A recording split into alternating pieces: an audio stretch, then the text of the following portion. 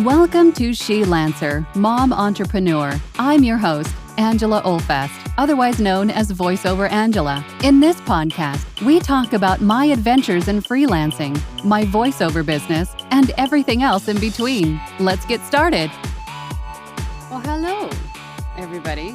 Good morning, good afternoon, good evening, wherever you are. If you're new here, welcome. My name is Angela. I am a full-time voiceover artist and audiobook narrator. And my channel is dedicated to those of you just getting started out in this wonderful world of voiceover and audiobook narration. And through my channel, I share with you some tips and tricks and techniques that I use every day in my own voiceover business. And I answer your questions in these weekly Q&A sessions, which have turned into more of a wonderful community chat that we gather together around every week and have conversations about things. And I love getting your input, and perhaps a question that you have will help somebody else. Maybe that's too shy, or maybe didn't think of the question until you asked it. So please ask questions. If you're not new here, then you know every week we have a poll to sort of get conversations started. And this week, the poll is, have you had any audiobook training? Right? I don't like the bubble. Hold on. Let's change that. Let's go back to this. There we go. That's a little bit easier to read for me. The bubble is a little overwhelming. Okay, so today's poll, have you had any audiobook training? And the reason that I ask that is because I myself got to a place where I was like, okay, I can figure all this stuff out, right? I love books. I love reading. It's just reading, right? But I think at some point, again, with the whole, you don't know what you don't know, that you start to miss maybe a performance idea, something that you can implement, DAW, how to remove noise, how to get your noise floor right. There's going to be something at some point that you're going to need training in. And training is an investment, yes, but it is an investment in you and your audiobook business, right? I still learn something new every day and implement it into my own audiobook narration. You just continue to improve with the more practice and training that you get.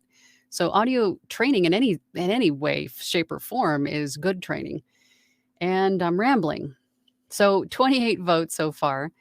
And we have 14% of you said yes. Great. 57% of you said no. That's cool. And 29% of you said not yet, but plan to. Good. So for those of you that said no, then you guys are all naturals and don't need any training, and that's cool too. But I think at some point you might find that a little bit of additional perspective, insight, information, training is going to be advantageous in moving your audiobook business forward. There's nothing wrong with training, right? I recommend training for everybody, myself included. It can only move us forward, right? All right, let's jump on over to the comments and see who is here. Let me get rid of this banner and go over to the comments. Well, we got lots of people here, 37 of you here today. Thanks for joining. All right, let's see who's first in. Annie Waybright. Good morning, Angela and everybody. Yes, good morning, good morning. Good morning to all of you. Kelly Legg. Hi, everyone. A total newbie here. Well, welcome, Kelly. We're glad to have you. Next up is Chris. Hey, Chris. Any advice on how to get the first chapter recorded? I've struggled for weeks and am ready to throw in the hat. Should I start with a different book? Maybe record chapter 2 first? And then I also see you continued down here. I should say this is my own book and I have no deadlines. I would have to ask first and foremost, what is holding you back from recording chapter 1? Is it just the getting started part? Is it just jumping in? Is it the intimidation of jumping in? There was another comment that I had just seen about, was it Shannon? No, I think it was Annie down here giving you some great advice Chris VGL, sometimes doing things out of order in a different way is how I get myself past a mental block. Starting with chapter 2 is exactly what I would do in your position. I would have to echo that. And if it's your own book, then obviously you don't need to read through it again to get a good grasp on who you are as the narrator, what is the purpose, who is the audience, because you know all of that stuff because you wrote the book. So in that respect, if that helps, then definitely start with a different chapter. Start with chapter 2, and then once you're in the groove and you're warmed up and the intimidation factor is gone, then go back to chapter 1. I would echo that. I think that's a good strategy. But really maybe figure out why it is that you're having a hard time getting started and maybe address that too. Shannon? Hello, Shannon. Good morning. I have a question. How do you address the perfectionist in yourself when recording? Also, what are some suggestions for promoting an audiobook? Addressing the perfectionist, that is one of the toughest things I think to overcome for most of us is the perfectionist, especially when you become aware of everything you're not supposed to do, right? Or everything that you're supposed to remove, all of the bad stuff, the breaths, the mouth noise, the over enunciating, the sounding like you are reading words, right? I think you're going to have to come to a point where you're going to have to let some of this stuff go because it doesn't have to be perfect. I mean, yeah, remove the retakes and the mistakes and, make sure there's no cat meowing in the background and stuff like that. But it doesn't have to be perfect. You're a human reading a story to other humans. It doesn't have to be anything other than you reading the story, giving it life, right? So let it go. I had to do the same thing, right? Because you have all of these things in your head.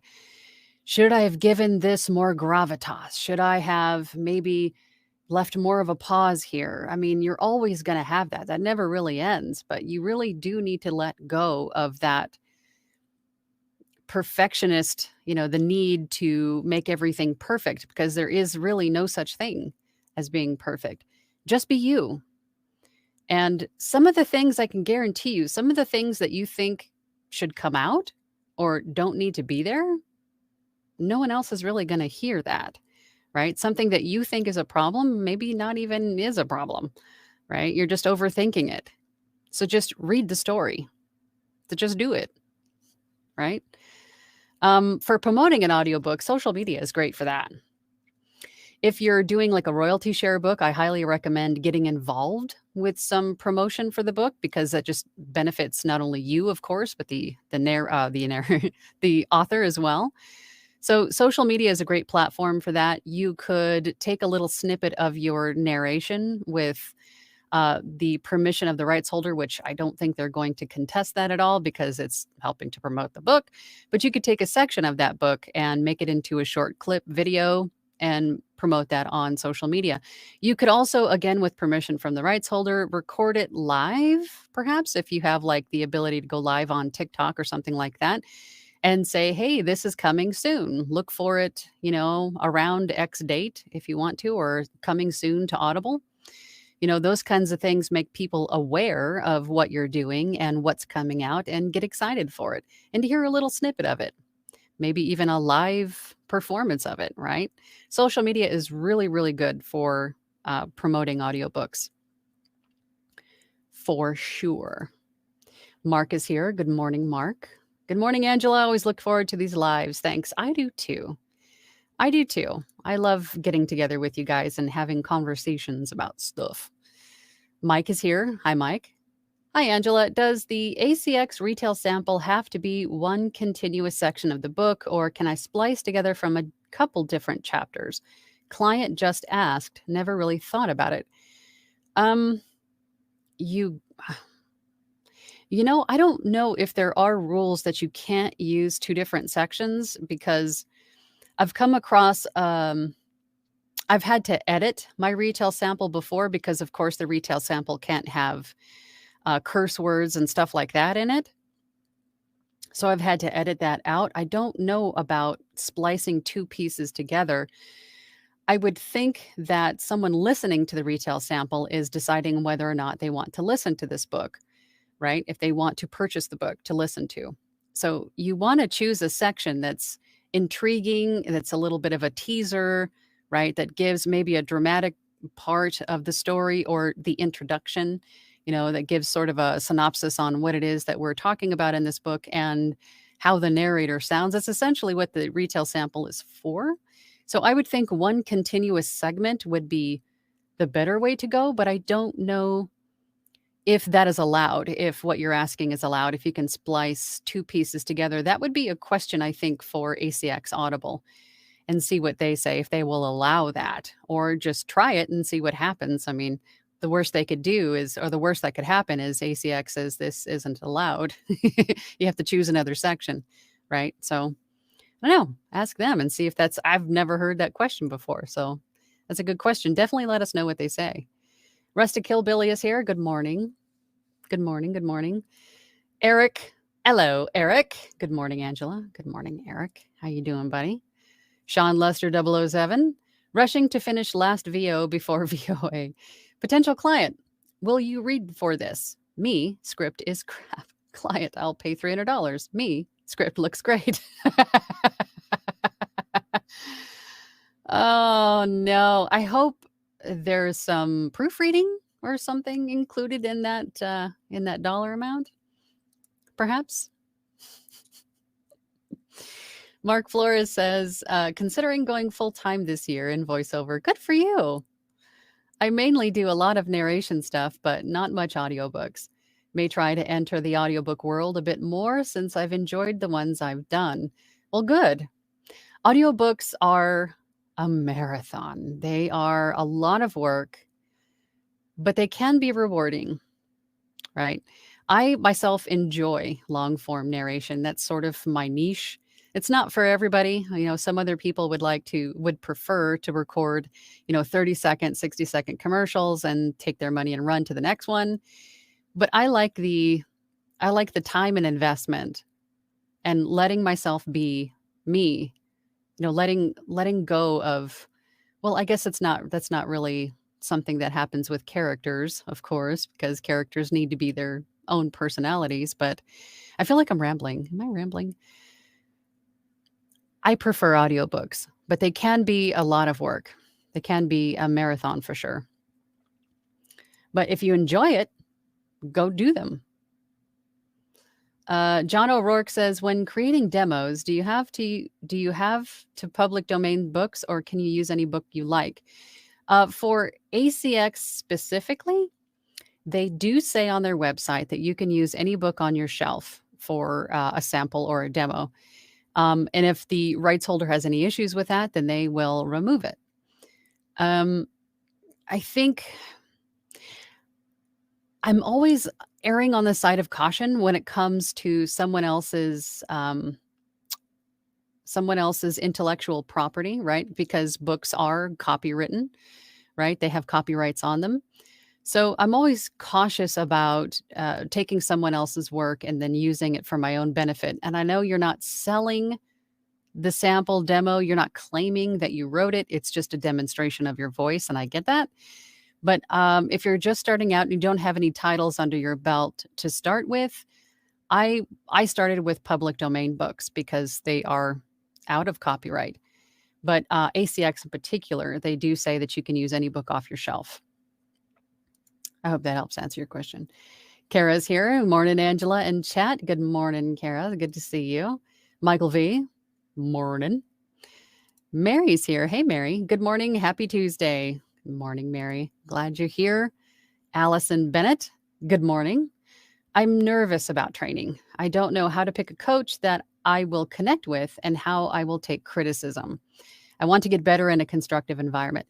That, I think, is one of the toughest parts for anybody getting training, is making yourself vulnerable, right?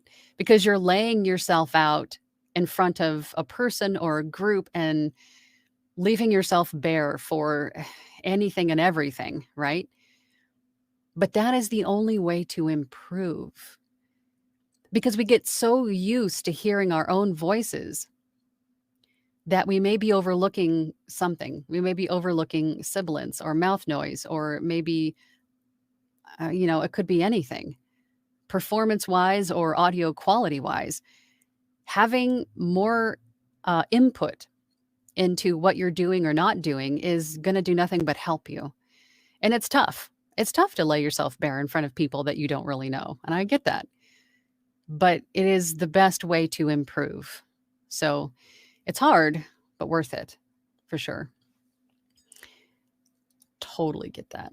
Pamela, good morning. Good morning. Michael V says, it is a wonderful world with wonderful people. Yes, this is a wonderful world. Facebook user says no. Who says no? Doreen Marcotte says no. No. For training, answering the poll, no training. Okay. Mike Christensen, also, client wants to add a URL to their closing credits. Any reason we can't add? They list minimum requirements, but not much about what you can't include. If you're going to add a URL, I think that is it directing to their website, perhaps? That's also a good question. Any URLs that I've included in an audiobook have been in the very last few words of the last chapter, not in the closing credits, but I don't know for sure if ACX has specific requirements for the closing credits. It's usually for who wrote the name of the book, who wrote the book, who read the book, and copyright information and production dates, right? I haven't heard any URLs included in it.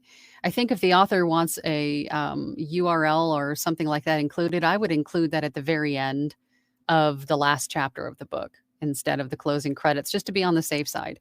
But I don't know for sure. I've never had that question asked before. I've never been in that situation, but I would just throw it in at that point. Facebook user, who is this? Brenda Roberts, currently in training in commercial and narration, would like formal training in audiobooks. Yeah, in training in all aspects is good because they're all different. They're all different animals. Every subsection niche of voiceover is different, and it's handled differently. So I think, and audiobooks are a completely different animal. I mean, really apart from any other type of VO, because you have file formatting standards. You have, the performance wise, it's still pretty much the same. Although if you get into characters, you really need to understand the characters and bring out their personality. But file formatting, I think, is one of the major hurdles for audiobooks. Shannon Flynn says, what training have you had? A lot of it is self-taught, but I did have a coach for about a year. I worked with Anthony Pica for a year. I met with him every week for a year. And he helped me a lot in every aspect, and not just audiobooks, but with my confidence, demos, the business side, anything and everything that I needed help with. He helped me for a good year. But a lot of it has just been working with other people, picking up on performance tips and perspectives and insight. And I've learned so much by just being in groups. There's just little golden nuggets that you pick up here and there. And also listening to audiobooks myself has definitely helped a lot in picking up what that narrator did. I'm like, oh, that's cool. I'm going to use that,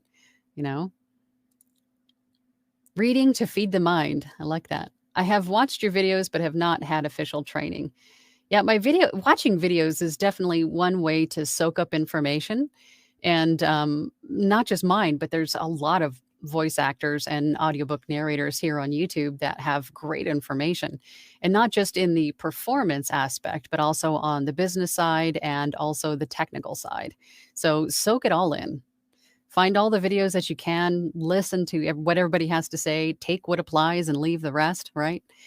But if you come to the point where you're sort of at a plateau, or maybe you're feeling like you're just not getting to the level where you think you should be, then that's when you should probably reach out to join groups, or find a coach that you think that you can work with, that you feel comfortable with, and reach out to them and see if you can get some training and some help in improving.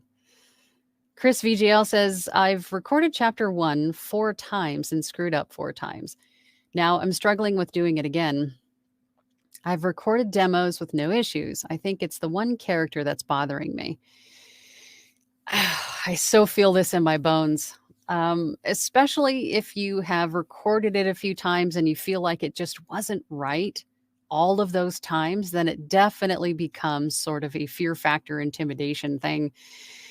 Because just like, I don't want to fail again, right?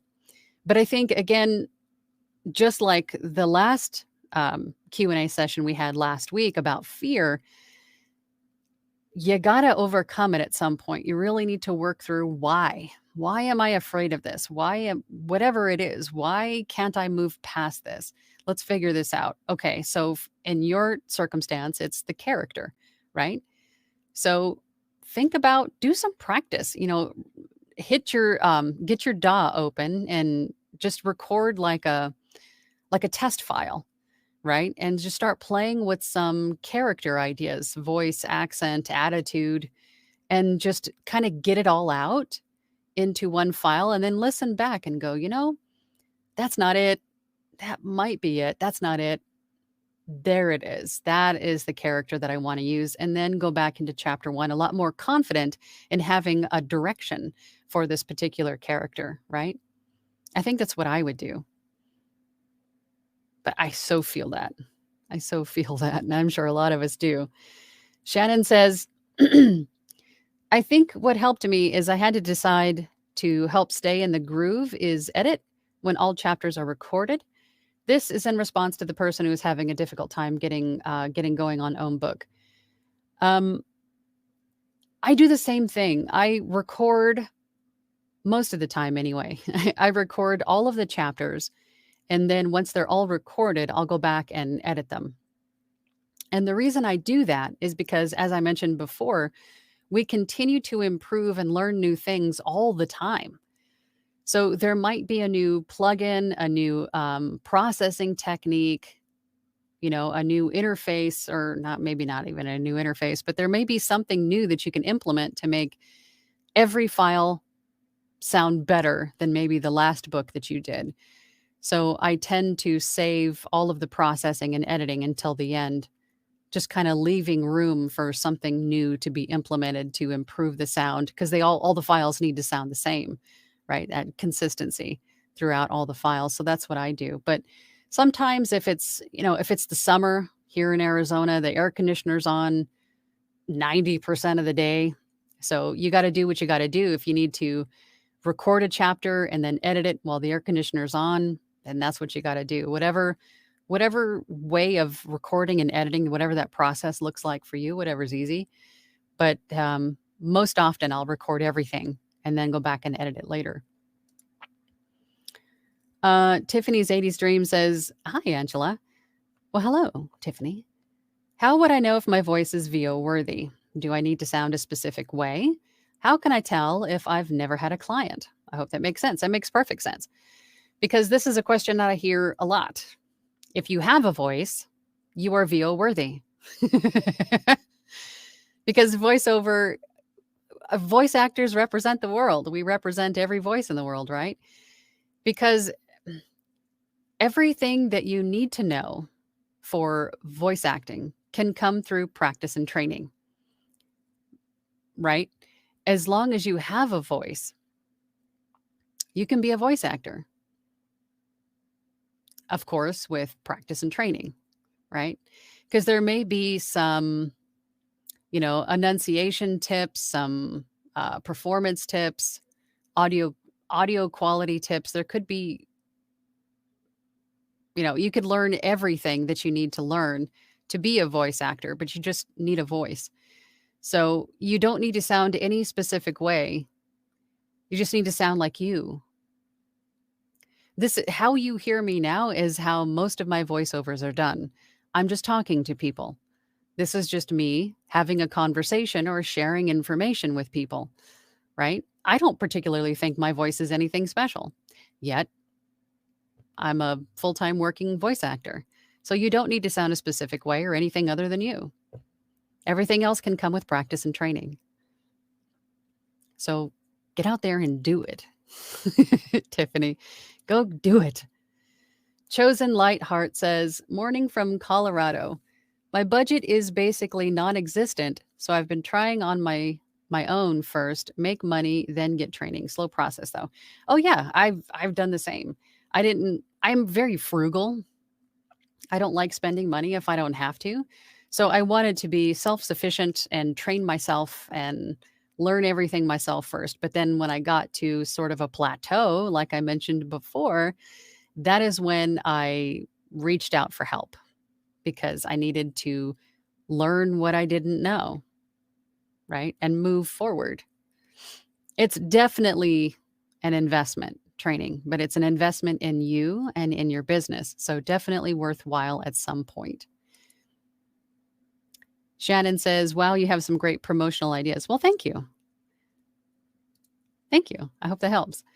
Reading to Feed the Mind says, should we concentrate on reading every word is written? Is it okay to get into character, which may change words slightly? I would read, excuse me, every word as written because that is the way that it is written. And if the author chooses the whisper sync feature, you have to be, I think it's like 98% accurate.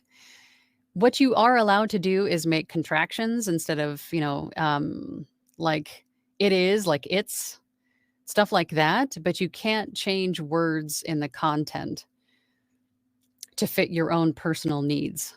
I mean, you can add nonverbal, like non-word, grunts and sighs and stuff. Yeah. But don't change what is written unless you think it is something that is going to be beneficial to the story and you reach out to the rights holder and maybe ask them. But then in turn, they would have to change their print copy and not all of them are going to be open to that. So definitely read what is written and do your best with it. Elizabeth says, hi, Angela. My audiobook gig just got approved to be promoted on Fiverr. Do you have any advice or tips on how to use this feature for this type of gig? Thank you so much. Yes, I actually just turned off the promotion for my audiobook gig because I've got 5 in queue and I don't need any more promotion, but it is a great feature on Fiverr and I definitely recommend if it's available to you to use it. It does tell you what a recommended amount is per click. So you can use that or you can use your own amount. Whatever they recommend, I usually go a few cents higher. And then you can set a daily budget, right? And I have found that obviously a higher daily budget is going to yield you more clicks, but you're also going to be paying more for those clicks, right? So I think going just a couple cents over what is recommended and start there and see how that works if it actually gets you a lot of clicks, and if it is working, then maybe put a couple more cents on there, raise it a couple more cents so you're beating out everybody else. You want to be seen, right? That is the whole point of having a promoted gig. So just try out a number and then see how it works and then adjust it from there afterward. But that's a great feature on Fiverr, the promotional gigs. Allison Bennett says to Mike Christensen, I've listened to dual POV retail samples that have segments from each narrator. I haven't heard samples of different sections with same narrator. That's a good point because there are, dual and duet narrations. So in that instance, it would be wise to have segments from both narrators included so the listener can hear both sides and decide whether or not they want to purchase this book. But I'd be curious to see what ACX says about that. Different sections with same narrator. Oh, I have a super chat from Shannon. Thank you, Shannon. Thank you for all your support and encouragement. I do consider you helping all of us every Tuesday as a form of coaching. Oh, well, thank you.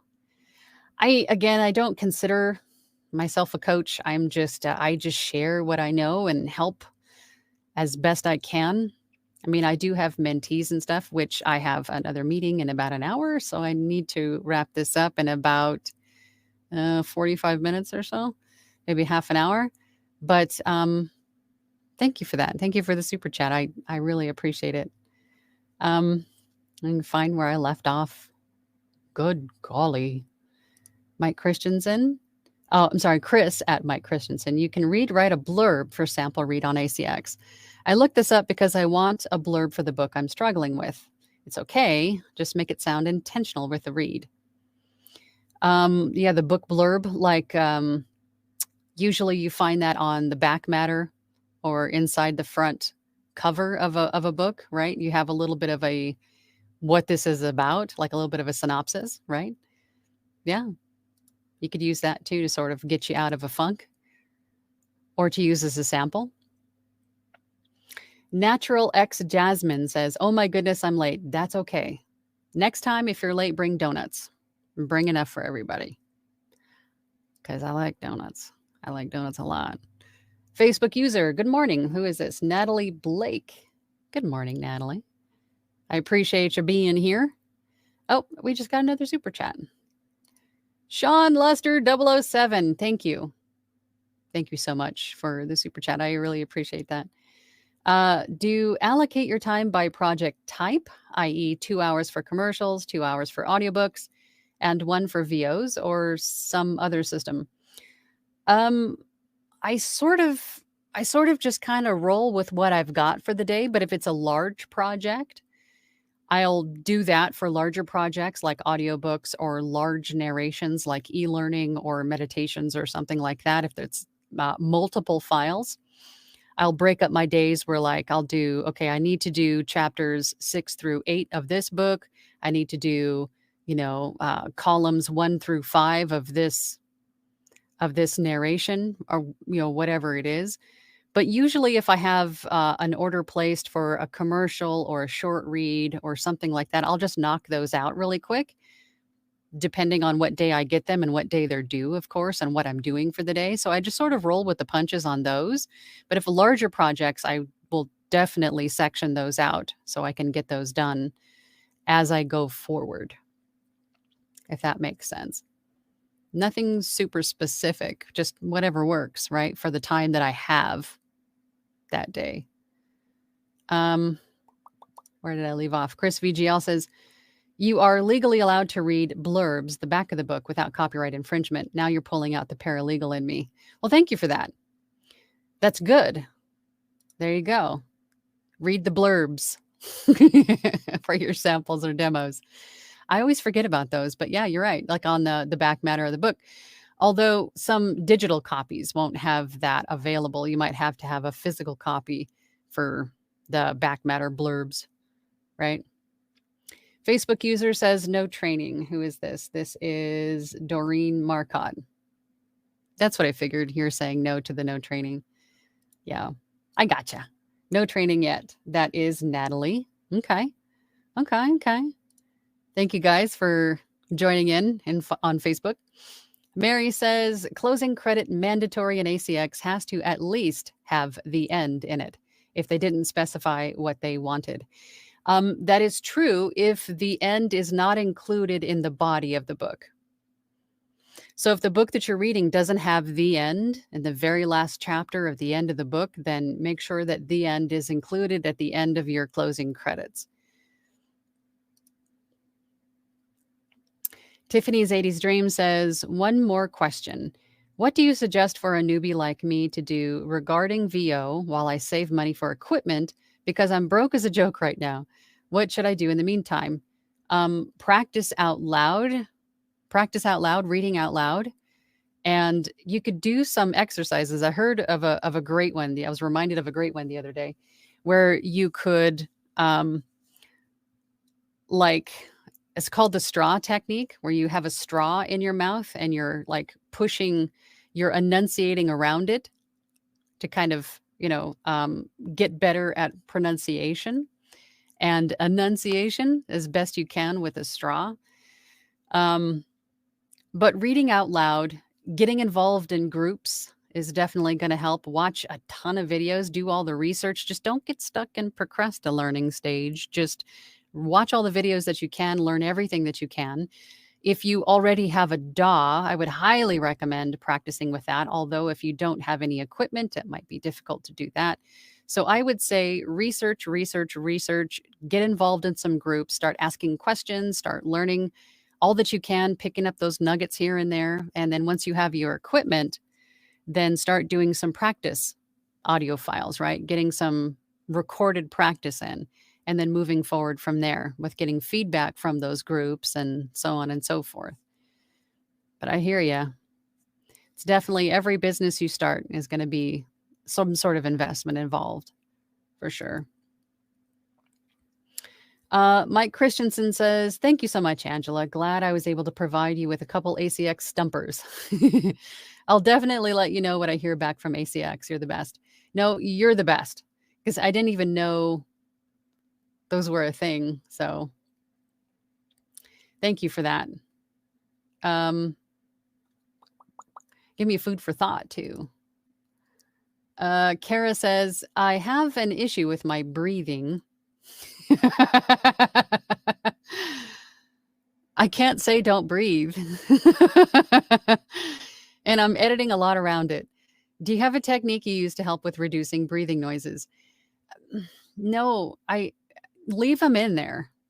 A normal breath in between sentences or in between, like this, when you're speaking in a sentence and you have to take a short breath to start the next sentence, those are completely normal. I wouldn't even bother with trying to remove those.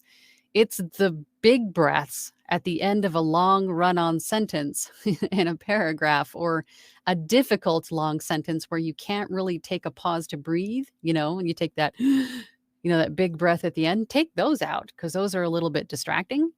But the normal natural breaths in between sentences or mid-sentence where there's a comma, maybe perhaps, leave those in. Because again, it's a human thing. We're humans reading books to other humans. So definitely don't let the breathing thing get you caught up and stuck and not moving forward, or maybe focusing too much on the little things that inevitably don't really matter, right? Like the breathing. So try leaving some of those breaths in.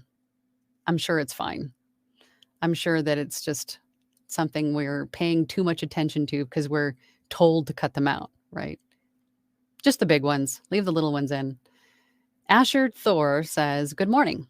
I'm working on 2 books on ACX right now and struggle with the editing process. I do single band compressor, then normalize, then volume leveler. Is that too much for the mastering?" I don't use a volume leveler unless you have to. I would say go back to your compression settings and adjust those by 1 or 2 dB, or adjust the ratio. That way, when you have your compression applied and then you normalize to -3 dB, you should land somewhere between -18 and -23. I wouldn't keep adding more effects on top of it, because as we know, the more effects you add, it may do a little bit of harm, or end up, especially with a volume leveler, it might end up blowing out some sections where I think the compression needs to be adjusted so you can naturally, normally land where you need to. That's what I would do. Try that and see if that works better for you. But the least amount of effects you apply is going to be better for the end result audio file. EPHS says, "A good way to make up characters is to sit in a busy place and pick people who are walking by and imagine what their voice thoughts may be. Then make up voices and record with phone and lapel mic." It's a great idea. Just sit and people watch and think about, watch their mannerisms, how they move, right? Are they talking, or do they gesticulate a lot, when they're walking around and talking? Or do they look contemplative? Do they look thoughtful? Do they look tired? Do they look mad? Right? And then think up some inner monologue for them. That's a great way to develop characters, just to people watch and imagine. Use your creativity and imagination. I love that. It's a great idea. Reading to feed the mind. Thank you. No, thank you. Thank you for being here.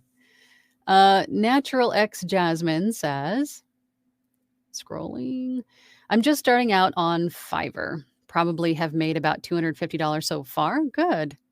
I'm quickly learning who the scammers and lowballers are, also learning how to clarify my pricing so I'm not shorted.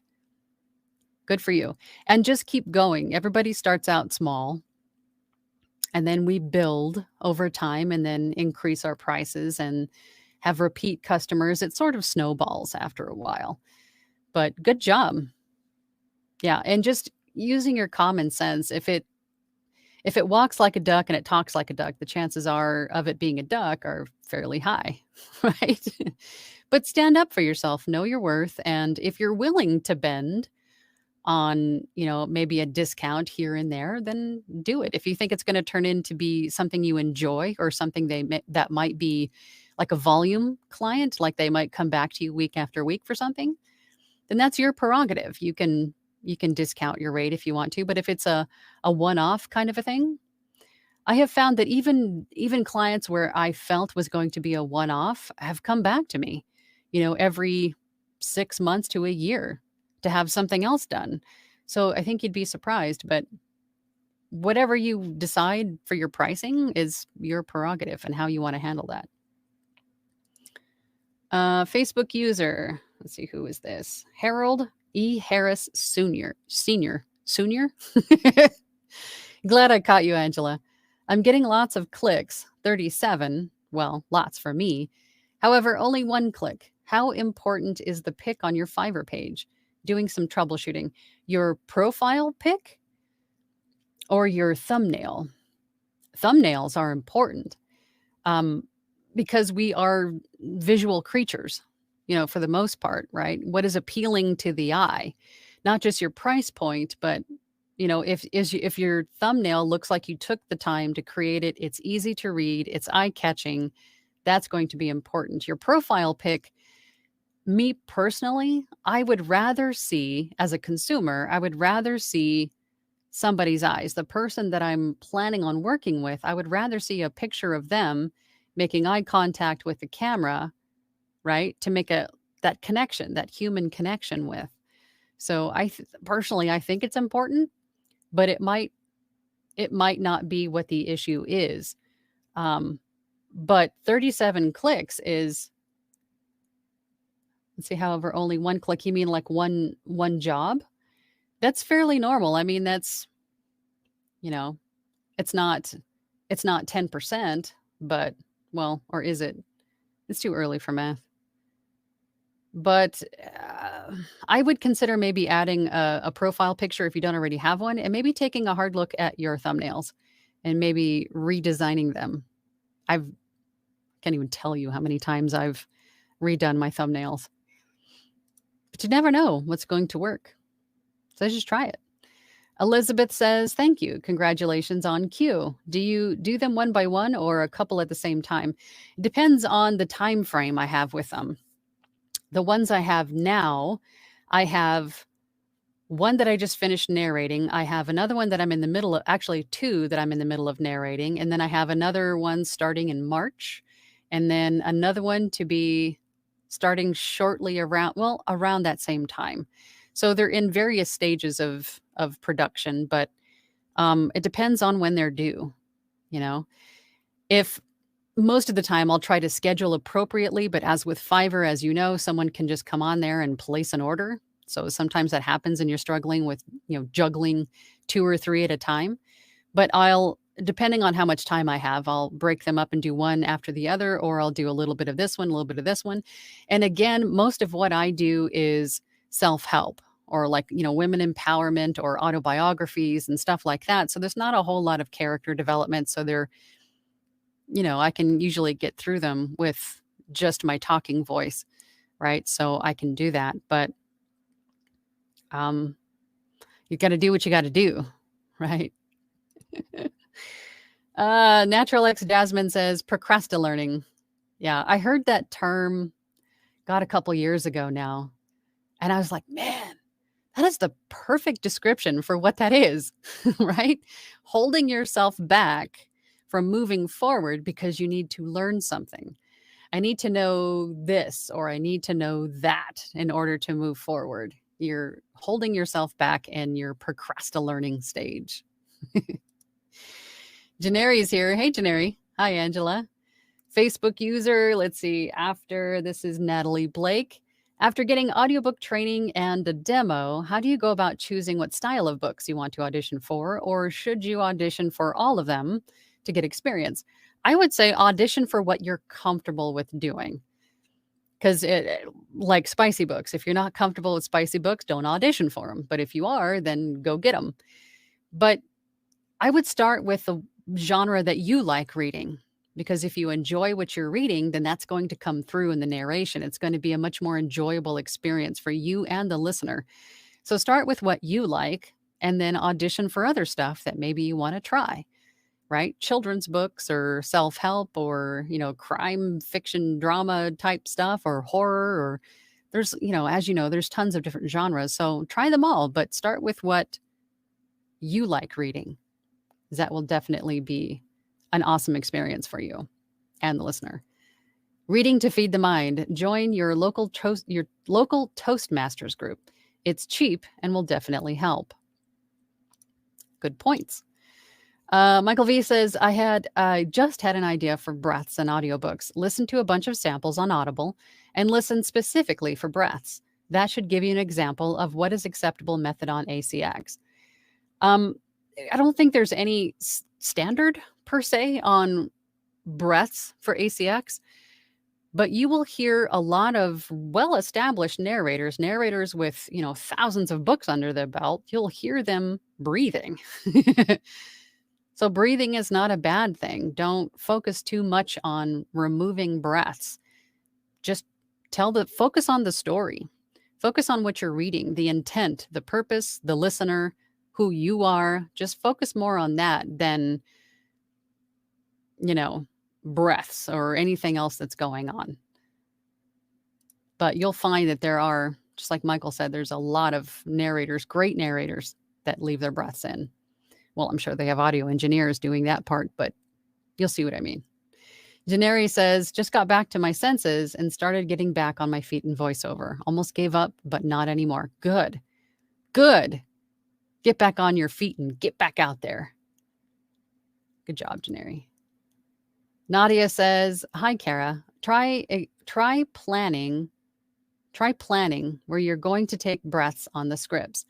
And there are videos that help train proper breathing technique that will help breath in longer intervals and more quietly. Yes, and as you continue to narrate, you'll start to improve your lung capacity just by the practice of doing it. Reading out loud is going to help you to improve that lung capacity. And then you'll also, as you read aloud, you'll start to find natural places where you can leave a pause for effect, right? And then in that pause for effect, you can sneak in a little big breath if you need to, and then cut it out in post if you have to.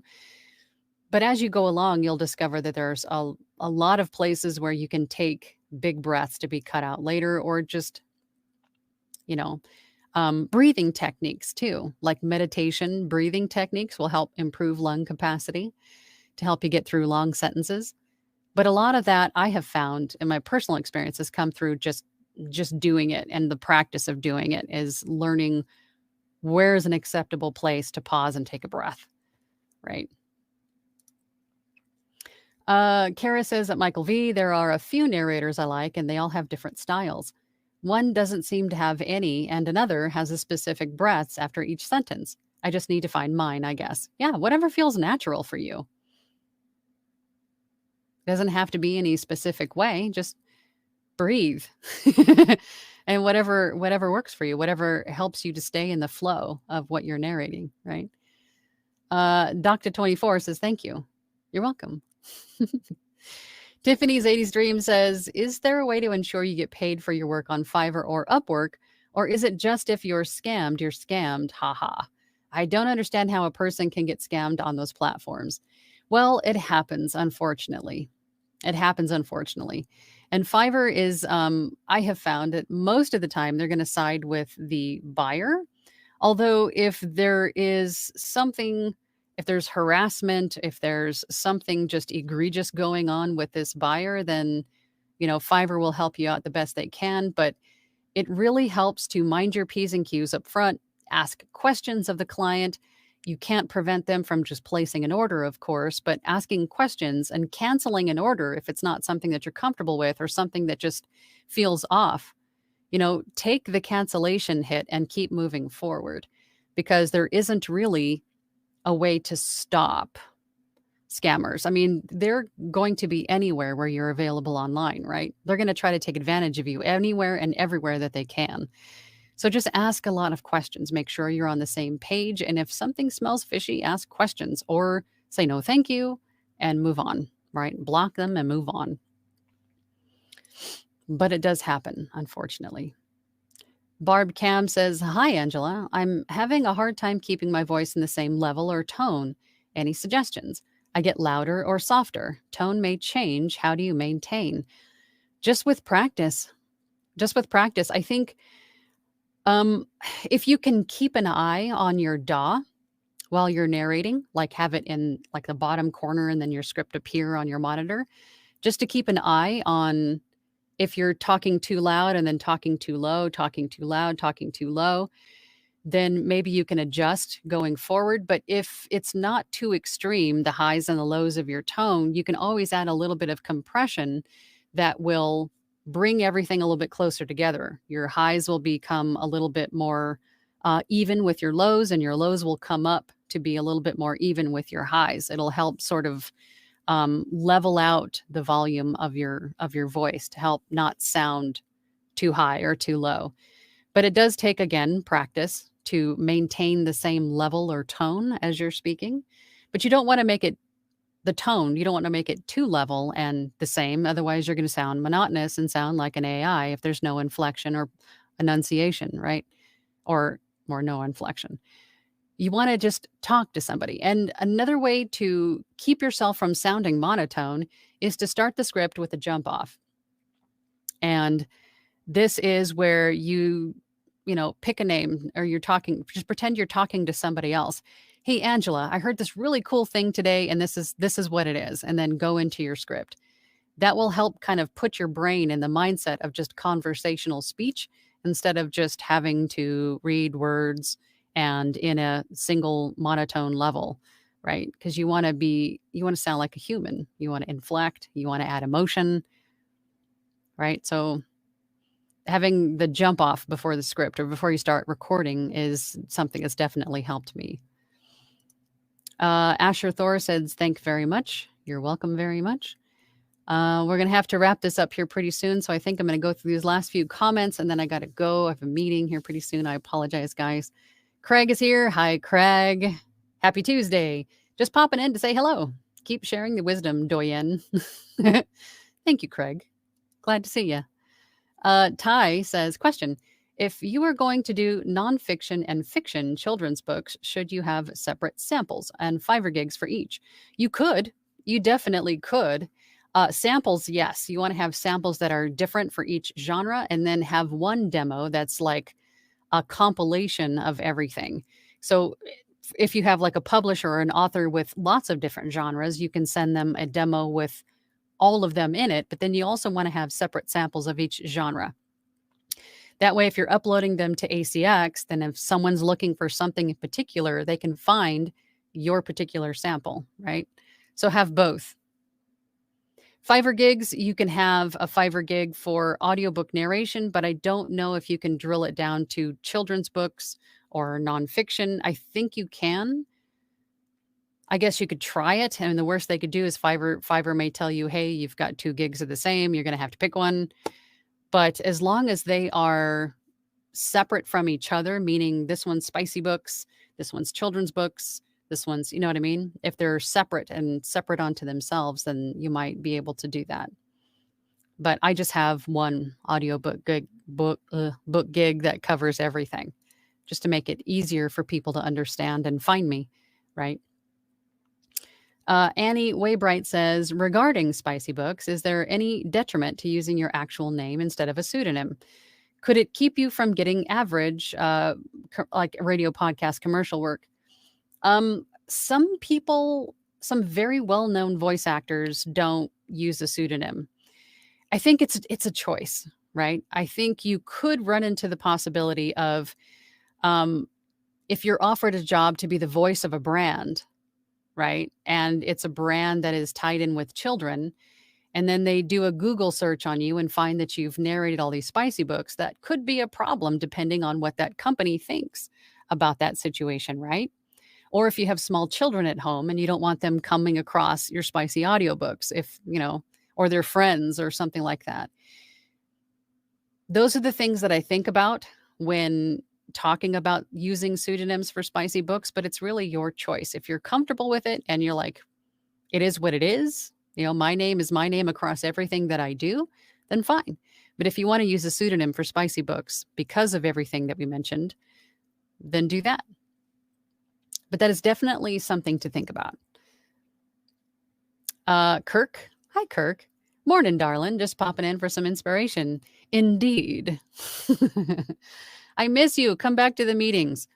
Miss your voice and your face and your insight.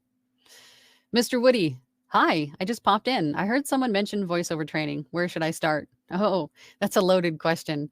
Voiceover training. You could start again with joining some Facebook groups and picking up knowledge there, finding a mentor or a coach to help you learn the things that you don't know, right? In either performance, reads,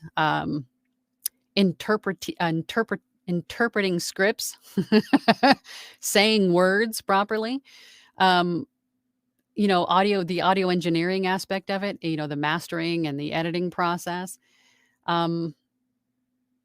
Start where you feel comfortable starting with in terms of finding the right avenue or person to work with. Kara says, thanks at Nadia. Ty says, I don't think ACX checks your samples. I had to go specifically to ACX Audible approved narrators to listen to some good samples. I could be wrong. Do you know what it takes to be Audible approved? Yes, you have to, as far as I understand, you have to have a certain number of books under your belt and you have to apply to be Audible approved, I believe. I looked at it once, like a while ago. I haven't looked at it recently of what the parameters are, but I think that information is probably somewhere on ACX. But I think you have to apply to be Audible approved. And I'm sure there's standards for that before you even apply. Facebook user, let's see, who is this? This is Natalie Blake. Regarding Fiverr scammers, I haven't started audiobook training, etc. yet. So what questions would you or should you ask in order to weed out the scammers? Depending on how they start the conversation, just ask questions to clarify, perhaps, or to verify what it is they're saying. If we're talking about audiobooks, I always ask if the username has nothing to do with the name on the book, because I always ask for the manuscript up front, because I want to make sure that I'm comfortable with the content. I want to verify the word count, and I want to check and see who the author is and how they relate to the person talking to me. And if they don't match, then I'm going to ask, who is this person in regards, in relation to you? And it could be a pen name, it could be their husband, it could be that they're a publisher, it could be any number of things. But then in asking that question, you might have somebody say, oh, well, it's a college textbook that I need to, because I just don't have time to read it. I want someone to read it to me. Sorry, I'm not going to do that. Just asking questions is going to help you sort of suss out who is doing something that shouldn't be done or something where they're trying to take advantage.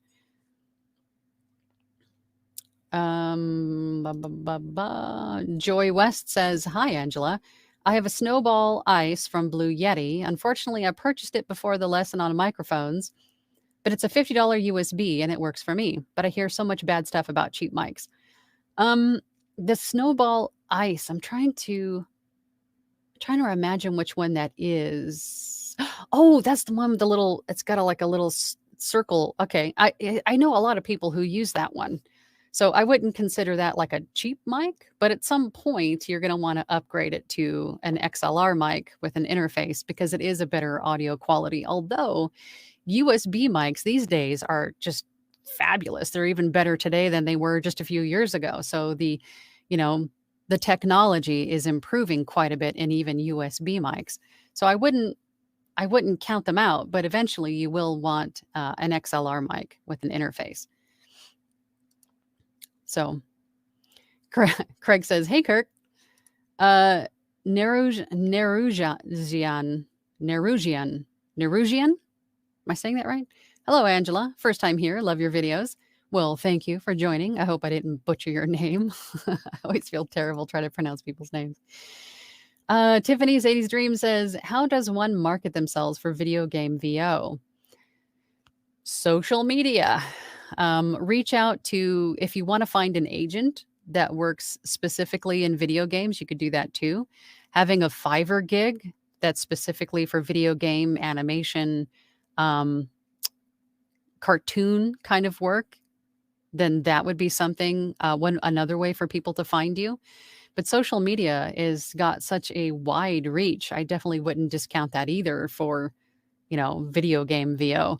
Reaching out directly to small production companies as well, like video game software, production companies. You can reach out to them directly and say, hey, can I talk to your talent director? I would like to perhaps audition for something, or if there's anything you guys are working on. So don't hold yourself back. Just go for it. Just reach out to whomever you can find. Tony Paris, thank you. Thank you, Tony. Kirk says, I'm in rehearsals for a show. Oh, I think I may be able to pop in this Thursday. Hey, folks, consider going platinum and like this live. Platinum, not like platinum hair, but my platinum group. Yes. We've had quite a few new people join, and the group is getting pretty large, but I still really enjoy everybody getting together on Thursdays, and we all read for each other, and it's a lot of fun. And I learned so much from you guys. Yes, and like this live. Smash that thumb. The one on YouTube, not your finger thumb. Pamela, have a great meeting and thanks. See you next week. Thank you so much, Pamela. I appreciate you. Annie says, thank you so much for your advice. Have a wonderful day. Same to you. Same to you. Barb Cam, thank you. Have a great day. You too, Barb. Mr. Woody, follow-up question specific to audiobook reading. How do I find jobs to submit a sample reading? How do you find jobs to submit a sample reading? You will be asked to provide a sample reading on places like Fiverr or Upwork. Someone will find your profile and they'll reach out to you and say, hey, I have this audiobook, but just to make sure that you're the voice that I think that you have, that see if you're going to be a fit for this, could you perhaps read like a short complimentary section of this for me so I can see if your voice is a fit? Or if you go on to some of the voiceover casting sites like voices.com, Voice123, places like that, where you can audition as a paid member, you can audition, and that's how you can do a sample reading too. But for audiobook reading, ACX, of course, you can audition for books there as well. Chris VGL says, thank you. I'm going to record something today, even if it's not chapter 1. Good. Determined to do this now. Love you all. Good. I hope so. Kirk, smiley face. Blaze. Cool. Nehru-ji-san. Nehru-ji-san. Nehru-ji-san. I hope that's right. But just Nehru is great. Cool. What advice or recommendations for breathing exercises? Breathing exercises, if you've ever heard of box breathing, a lot of these are, they come out of the meditation exercises where you take a deep breath in, deep breath out. Box breathing is when you inhale, hold it for 4, like inhale for 4, hold it for 4, exhale for 4, and then take a pause for 4, and then you start again, right? That's basically box breathing. But good deep breaths is definitely going to be good for you. And then also practicing out loud is a good way to feel your lung capacity and improve it, right? Reading out loud is definitely going to help with that too. But a lot of meditation practice has great breathing exercises. Plus, meditations are good for you too. A little relaxation. Natural X Jasmine says, thank you for your expertise in this community, Angela. Well, thank you for joining our community. Eric, hello, Kirk. See, everybody misses you, Kirk. Thank you so much for your time and for sharing such helpful info. That was Natalie Blake. Well, thank you for joining in, Natalie. I appreciate you. Tiffany's 80s Dream says, thanks for answering my questions, Angela. Of course. That's what we're here for, right? Masonry Construction. At its core, VO work is storytelling. There are multiple storytelling opportunities to perform live. They will bless others and you. Just do it.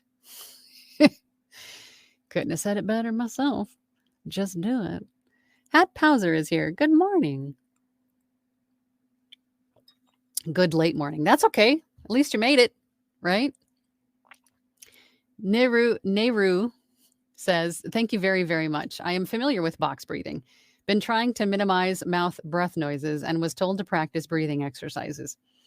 Yeah, the box breathing is an easy one to remember. But, deep breath in, deep breath out, just especially before starting a new project, you sort of need to reset your own brain, right? To kind of stop with the mental focus of whatever it is that you were just doing to move into a new space, right? Just to take a breath, reset for a second, read through the script, interpret it, and then start the recording for the next thing. But breathing is important. All right, guys. You know what? I think we're going to have to close this up for today. I've got a meeting coming up here very shortly, so I'm going to have to call it a day. But thank you, everybody, for being here. I really appreciate you. We'll be here. Hopefully you will be here next Tuesday, same bat time, same bat channel, Tuesday at 12 p.m. EST. And everybody have a fabulous week, and I will see you then. Bye. Thank you so much for listening today. I really appreciate it. If you have an extra moment, please feel free to leave a review. We'll see you next time.